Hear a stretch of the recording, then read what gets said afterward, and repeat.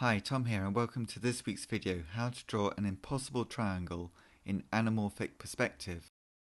An impossible triangle isn't really impossible in 2 dimensions because you can draw it, but you can't make it in 3 dimensions.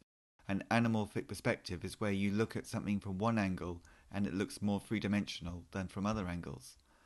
So to do this drawing, the first step is to draw the triangle. Draw 2 vertical lines that taper towards the bottom of the page. The line on the right needs to be longer than the line on the left. And then you join these with an L shape on its side so that you end up with this shape here. The next step is at the top of the vertical line that we drew at the beginning. You draw this shape like a V shape or a zigzag shape on its side. And then you draw another vertical line which gets slightly wider as it goes towards the top. And then a line from that going towards the left, and then another line going down towards the base of the drawing, a bit like a little triangle in the center, and then just another parallel line at the top, so you get almost like a 3-dimensional 7. The next step after that is to extend the line of the triangle at the bottom, move it across to the left, and then join it up.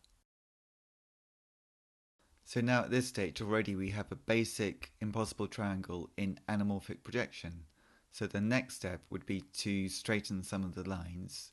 Obviously you could use a ruler if you want, but sometimes I just figure it's easier just doing it freehand. So I'm just moving a line up a little bit there and straightening this one here. And then once you get that, then you just need to erase a few lines in a moment. But you want it sort of tapering in a little bit so that each of the corners of the triangle you can see how they wouldn't work together.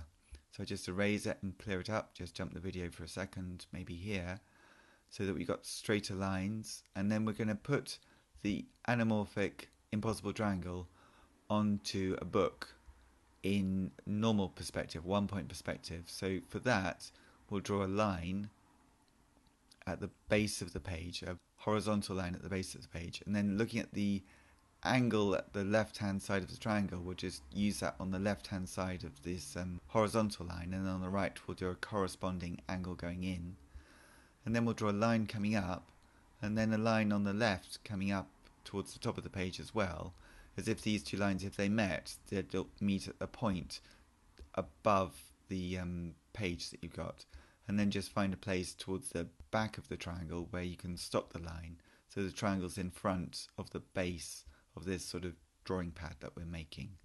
And once you've got that, sharpen them up a little bit, and then I'm just using some marker pens, and for the impossible triangle it's probably best to have one area which is black, one area that's a mid-tone or a grey, and I'm just using marker pens for this because they're just a quick way of blocking in the basic tones that we need.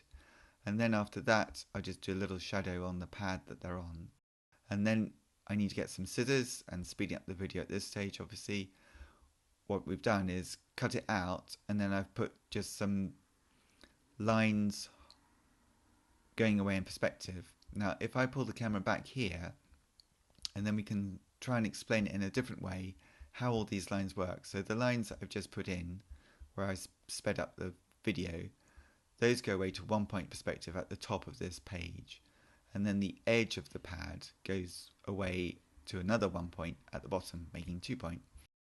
And then the vertical side of the right hand side of the triangle goes towards the bottom, and then the left hand side of the impossible triangle goes towards the bottom as well. Then all these scrappy little lines that are at the top are just the lines giving an indication of where the lines on the pad go. And now the sides of the triangles, the pad will come forward as well, like that. Now these sides of the triangles here, as they go away, they're getting further apart, they're getting wider, and then the same on this top side of the triangle. As these lines going away, they're getting wider, but as they're coming closer towards us, they're getting closer together.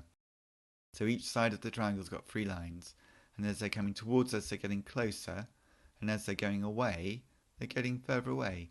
So in a sense, if you follow that through, all these lines, they make sense. It's quite straightforward really once you get the hang of it, but it might look a bit complicated with all those lines. But once you do, hopefully you can see, and perhaps if you pause this video as well, you can see how to do it stage by stage, so that in the end you get a anamorphic drawing, which is a drawing looking from one point of view at a impossible triangle, which is a triangle which you can draw in 2 dimensions but is impossible to make in 3 dimensions. So I hope you like this video, I hope you find it useful, I hope you can follow it to some extent. I've made other videos about impossible triangles and many other videos about how to draw too. If you'd like to click on one of the videos in the links, they'll show you a narrated step-by-step slower version of exactly how to draw the impossible triangle. And then maybe if you wanted to, you could come back to this one once you have that really in your head, how to draw the impossible triangle, and then you can try this different version, which is drawing it in anamorphic projection. Thank you very much for watching the video. Please subscribe to my YouTube channel, Circle Line Art School, for a new video each week, and see you next time. Bye bye.